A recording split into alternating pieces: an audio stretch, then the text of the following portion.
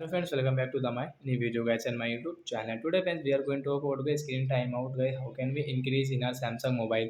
Friends, you want to increase your screen timeout settings, so friends you can increase. And friends, now let's see how to increase screen timeout in our Samsung phone. So if your phone screen guys off within minute and just seconds, so friends, how can you increase your screen timeout setting in your Samsung phone? Today I will show you in this video. So before starting video, fan, first of all go and subscribe the channel guys. Click the bell icon, like my video. So friends, now time to start video fan. First of all, guys, we will on our phone setting to increase phone screen timeout setting. Guys, then guys scroll it. Friends, you can see phone display and brightness setting. Guys, tap here. Guys, again scroll.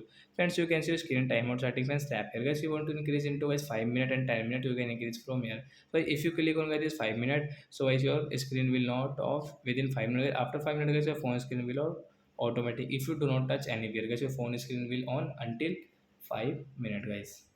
So like that guys, you can increase your screen timeout in your Samsung phone. So that's it guys, thanks for watching the video. Bye friend. Before going, please go and like the video.